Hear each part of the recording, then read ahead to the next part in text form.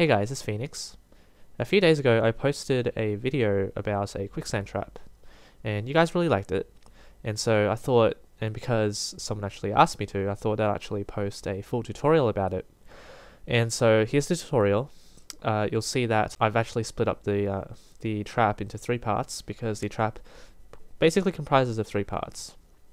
The first part is the actual trap itself, and that's the hole where the player falls in, and that basically is about 12 blocks deep. And you don't want to make it larger than 12 blocks because a piston has a 12 block limit.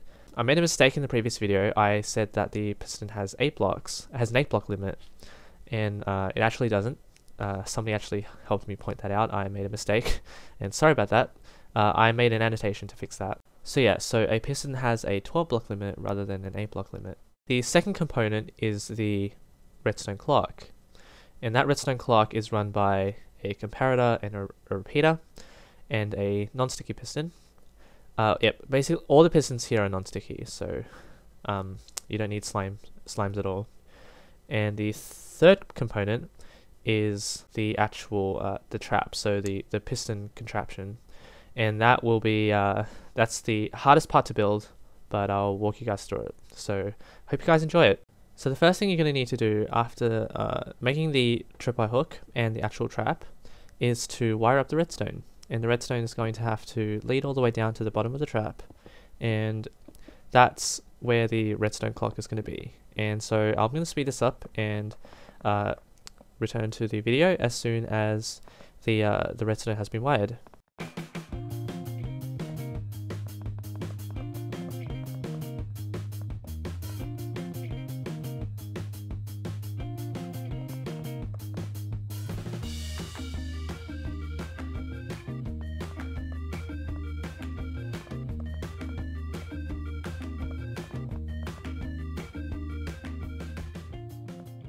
Okay, so here we are at the redstone clock. It's basically just a redstone block powering a comparator, and the redstone repeater has to be set to 2 ticks. And so let's incorporate it into the trap.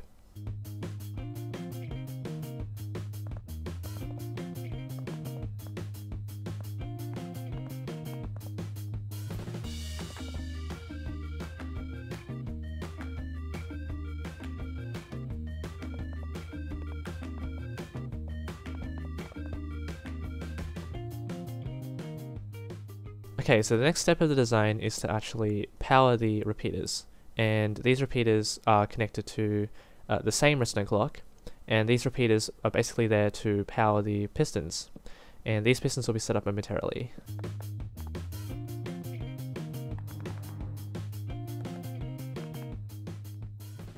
Okay, so we'll just make a few more adjustments because we actually need more room for the redstone clock. We don't want the block to always power the repeaters because otherwise that defeats the purpose of the clock. And so the repeaters are basically going to be placed towards the trap, and we are just going to connect the redstone to the repeaters.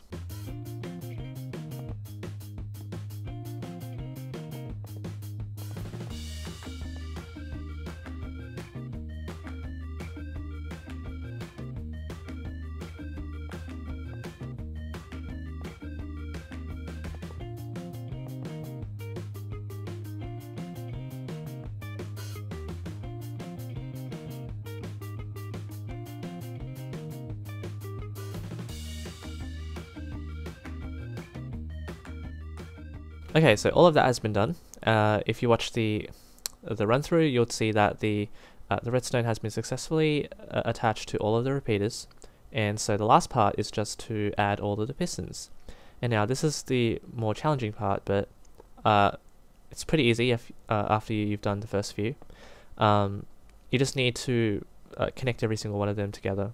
Again, this trap is really flexible, and that's why I haven't really made a 100% accurate tutorial, and that's because it's not really too difficult. You just need the redstone wired down to the base of the trap, connected to an independent clock, and that clock is powering all the repeaters, and then the repeaters power the pistons. Okay, so from this demonstration you'll see that the clock is just connected to the redstone wire and then the repeater, and the repeater is connected to that piston, which is responsible for the sand falling down.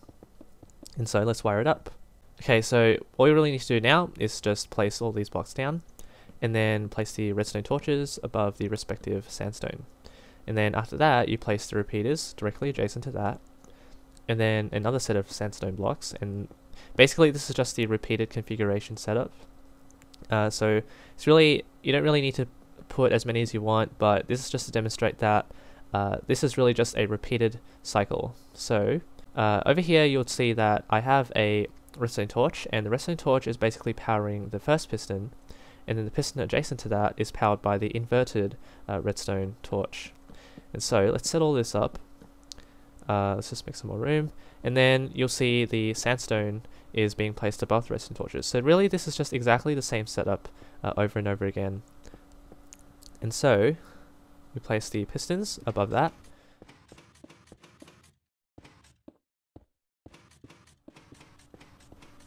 and then we place the inverted, not the inverted, but the redstone torches, and they get inverted immediately, and then we place the pistons directly above that. So that's really all there is to the trap, and then all we really need to do now is do the same thing on the other side, and then fill up the entire hole with sand, and that will cover up all of the work, and then that's the entire trap.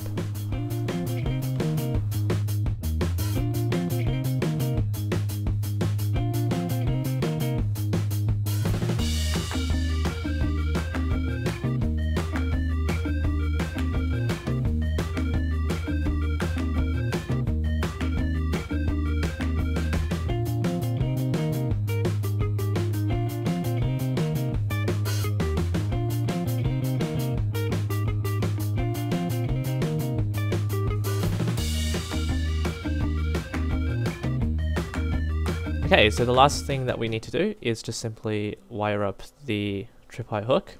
So we're just going to place the string and connect both of the tripwire hooks with the string.